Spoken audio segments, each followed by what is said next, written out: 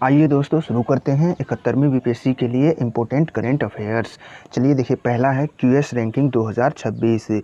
विश्व के 1500 विश्वविद्यालय में सबसे अधिक विश्वविद्यालय किस देश के हैं? तो अमेरिका के 192 विश्वविद्यालय। एक नंबर पर है अमेरिका और दूसरे नंबर पर है यूके और तीसरा नंबर पर है चीन, जिसके सबसे अधिक विश्वविद्यालय शामिल हैं। अमेरिका के सबसे अधिक, दूसरा यूके के और तीसरा चीन के, जबकि भारत चौथा स्थान पर है। भारत के 54 विश्वविद्यालय शामिल हैं विश्व के 1500 विश्वविद्यालय में। फर्स्ट स्थान पर है एमआईटी विश्वविद्यालय, इसका है अमेरिका का है एमआईटी विश्वविद्यालय, जबकि दिल्ली है 23वां स्थान पर, 123वां स्थान पर 150 में शामिल हो गया है। और आईआईटी बेंगलुरु है 129वां और आईआईटी बम्बई है 180वां स्थान है। तो क्यूएस रैंकिंग 2026 में प्रथम स्थान पर कौन सा विश्वविद्यालय? एमआईटी विश्वविद्यालय अमेरिका का। और दिल्ली का कितना स्थान? 123वां स्थान आया है। भारत विश्वविद्यालय की रैंकिंग में चौथा स्थान पर है। नेक्स्ट है ऑपरेशन सिंदूर के बाद मोदी जी की विदेश यात्राएं। मोदी जी ने ऑपरेशन सिंदूर के बाद साइप्रस और क्रोएशिया और कनाडा की यात्रा पर गए थे, चर्चा में था, इसलिए पूछा जा सकता है साइप्रस की राजधानी कहाँ है? तो निकोसिया है। साइप्रस के राष्ट्रपति कौन है? तो ये है क्रिस्टोडुलाइडस। क्रिस्टोडुलाइडस साइप्रस के राष्ट्रपति हैं। और वहाँ का सर्वोच्च सम्मान grand cross order of the मार्क्यूस III मोदी जी को दिया गया। साइप्रस का सर्वोच्च सम्मान क्या है? तो grand cross order of the मार्क्यूस III। ये मार्क्यूस III को याद रखना है, पूछा जाएगा। नेक्स्ट है और याद कर रख लीजिए, इसका साइप्रस का राजधानी निकोसिया, जबकि राष्ट्रपति क्रिस्टोडुलाइडस हैं। और क्रोएशिया की राजधानी ज़ाग्रेब है, वहाँ के राष्ट्रपति हैं जोरान मिलानोविक। और पहली बार किसी भारतीय प्रधानमंत्री की यात्रा हुआ है क्रोएशिया। तो 70 सालों में पहली बार कोई भारतीय प्रधानमंत्री क्रोएशिया गया था। इसकी राजधानी है ज़ाग्रेब और वहाँ के राष्ट्रपति हैं जोरान मिलानोविक। नेक्स्ट है कनाडा G7। कनाडा का जो बैठक हो रहा था 51वां, वहाँ गए थे मोदी जी। कनाडा के नए प्रधानमंत्री मार्क कार्नी हैं, जो लिबरल पार्टी के हैं। और कनाडा में हुआ है G7 का 51वां सम्मेलन। और G7 का 52वां सम्मेलन 2026 में फ्रांस में होगा। नेक्स्ट है चीन, पाकिस्तान और बांग्लादेश तीनों का एक संयुक्त त्रिपक्षीय बैठक कहाँ हुआ है? तो यह बैठक चीन के कुनमिंग शहर में हुआ है। हाल ही में पूछा जाएगा, चीन, पाकिस्तान और बांग्लादेश तीनों का एक संयुक्त त्रिपक्षीय बैठक कहाँ हुआ? तो यह चीन में हुआ है, चीन के कुनमिंग शहर में।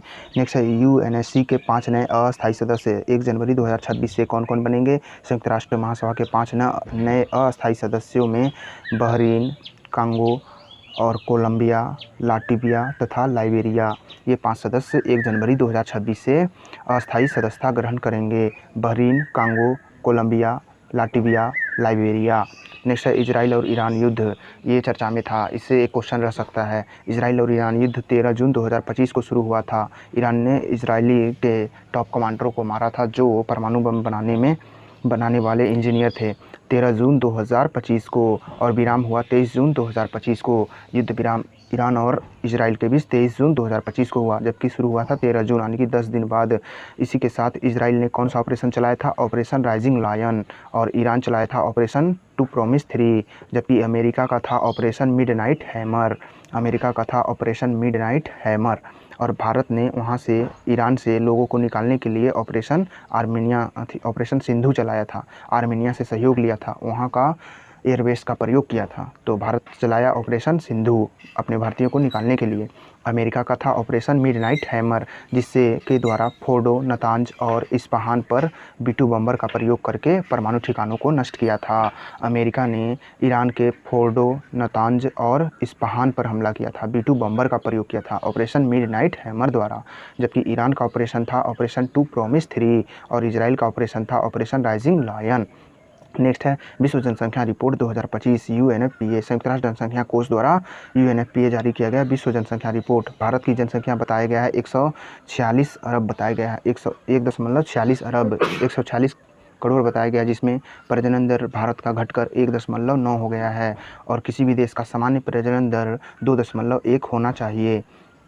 और भारत का जीवन प्रत्याशा इसी के साथ बढ़ गया है। भारत का जीवन प्रत्याशा 71 वर्ष हो गया है मेल का, और फीमेल का हो गया है 74 वर्ष। जबकि भारत में कार्यशील आबादी की जनसंख्या 68% है। 15 से 64 वर्ष के उम्र के लोगों को कार्यशील आबादी कहा जाता है। 15 से 64 वर्ष के 68%, 10 से 24 वर्ष के 26% और 65 वर्ष से अधिक के 7% लोग हैं। यानी कि भारत में बूढ़े लोगों की संख्या 7% है। 10 से 19 वर्ष के 17% लोग हैं। 10 से 19 वर्ष के 17%, 0 से 14 वर्ष के 24% हैं। 0 से 14 वर्ष के 24%, 0 से और 10 से 24 वर्ष के 26% हैं। भारत का जीवन प्रत्याशा कितना हो गया? 71 वर्ष मेल का, और फीमेल का हो गया है 74 वर्ष। और प्रजनन भारत का 1.9% हो गया और 2.1 होना चाहिए। भारत की जनसंख्या 1.46 अरब हो गया, यानी कि 146 करोड़। नेक्स्ट है, आरबीआई ने हाल ही में मुद्रास्फीति में कटौती कर दी गई। नेक्स्ट है, आरबीआई ने हाल ही में रेपो रेट में फिर कटौती किया है, तो रेपो रेट हो गया है 5.50%, यानी कि 5.5%, और रिवर्स रेपो रेट 3.35%, जबकि बैंक रेट है यह 5.75% है, और SLR 18% और CER 4% है। जबकि भारत का विकास दर 25-26 में 6.5% रह सकता है, ये आरबीआई ने बताया है। और विश्व बैंक ने बताया था 6.3% रह सकता है, और IMF ने बताया है 6.2%, जबकि ADB ने बताया है 6.5%। जो आरबीआई बताया वही ADB ने बताया है। नेक्स्ट है, भारत का कुल खाद्यान्न उत्पादन 24-25 में कितना हुआ? 353.9 मिलियन टन हुआ है, मीट्रिक टन, यानी कि 354 मीट्रिक टन। भारत का कुल खाद्यान्न उत्पादन 354 मीट्रिक टन, और चावल उत्पादन हुआ था 149.08 मीट्रिक टन, लगभग 150 मीट्रिक टन। 149 मीट्रिक टन चावल उत्पादन, और भारत का गेहूं उत्पादन 117.5 मीट्रिक टन। गेहूं उत्पादन हुआ है भारत का 117.5 मीट्रिक टन। तो ये था इम्पोर्टेंट करेंट अफेयर्स। धन्यवाद दोस्तों।